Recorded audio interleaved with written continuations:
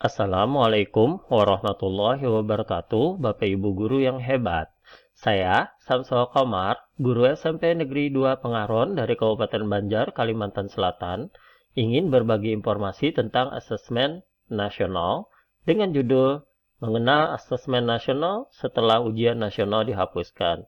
Mudah-mudahan bisa membantu Bapak Ibu ya lebih memahami atau menambah informasi tentang asesmen nasional.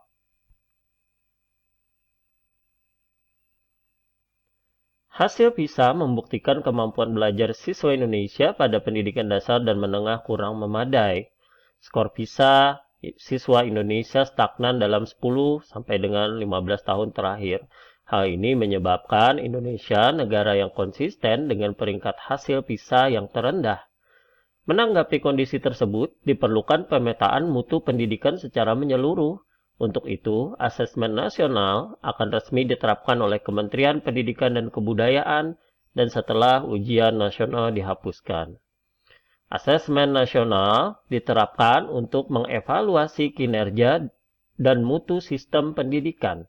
Nantinya, hasil asesmen nasional tidak memiliki konsekuensi apapun pada pencapaian proses belajar siswa, namun memberikan umpan balik untuk tindak lanjut pembelajaran dan kompetensi siswa.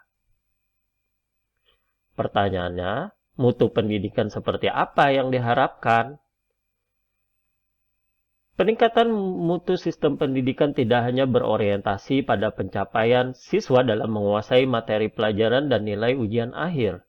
Keberhasilan sistem pendidikan lebih difokuskan pada pencapaian kompetensi siswa yang meliputi pengetahuan, keterampilan, dan sikap.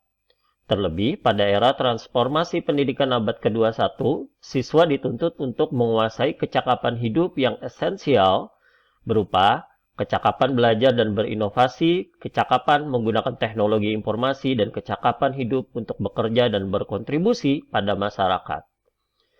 Selain tuntutan kecakapan abad 21, profil pelajar Pancasila juga menjadi rujukan pencapaian karakter bagi seluruh siswa di Indonesia.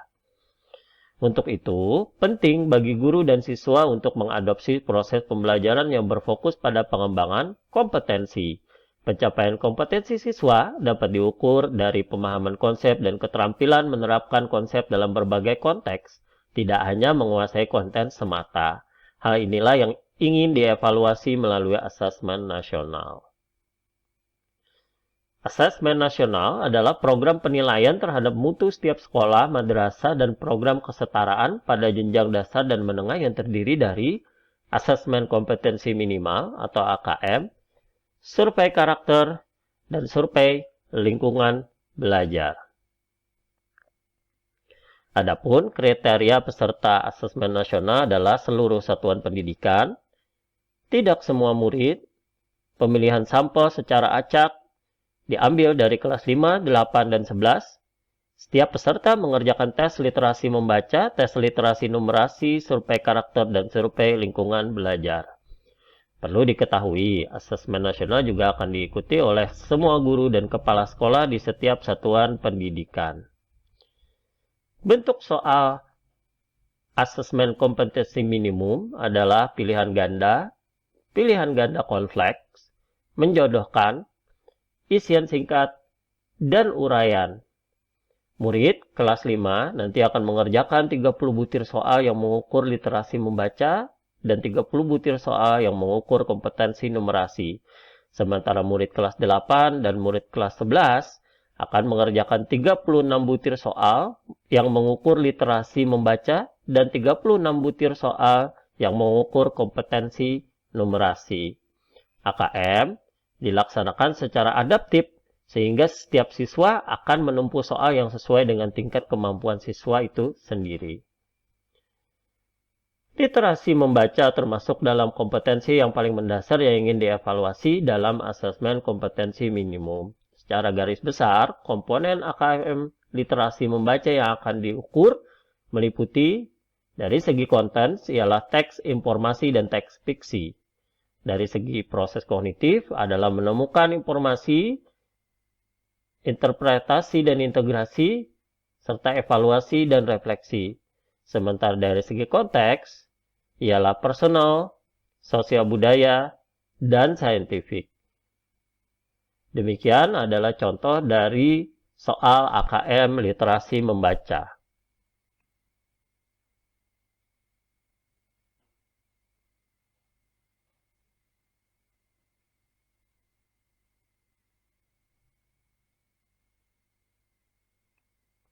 Adapun komponen AKM kompetensi numerasi yang akan diukur secara garis besar meliputi dari segi konten, ialah bilangan, pengukuran dan geometri, data dan ketidakpastian, serta aljabar.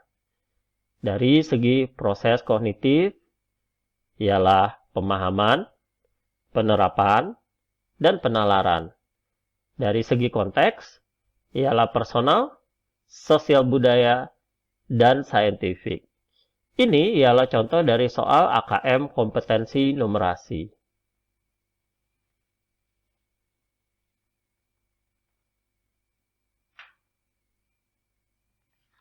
Nah, dari penjelasan tersebut dapat disimpulkan bahwa butir-butir soal asesmen literasi AKM melibatkan proses penalaran siswa yang tidak dapat dipersiapkan melalui program yang berfokus pada latihan soal saja.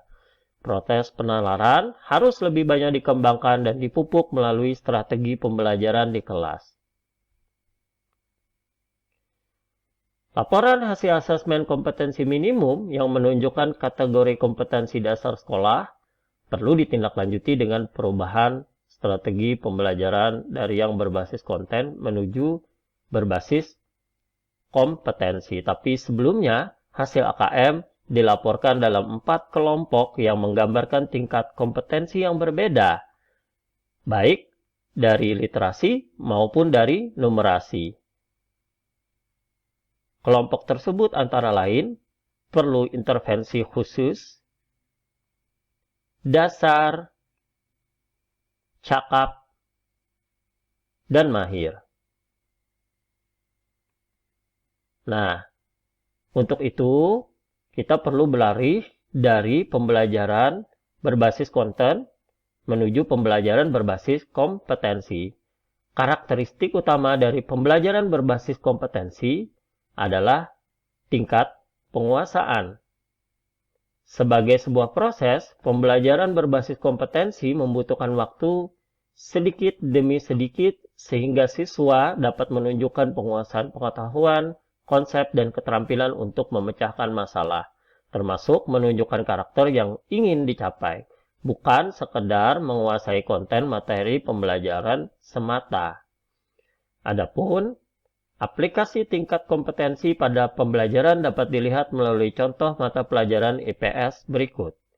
Disajikan bacaan berisi materi baru, mengenai koperasi, menjelaskan definisi fungsi manfaat dan beragam contoh baik.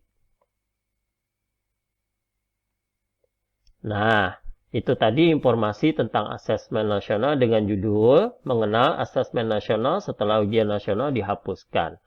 Terima kasih atas kesediaannya menyimak informasi ini sampai selesai. Mudah-mudahan bisa membantu Bapak Ibu memahami asesmen nasional lebih jauh lagi. Wassalamualaikum warahmatullahi wabarakatuh.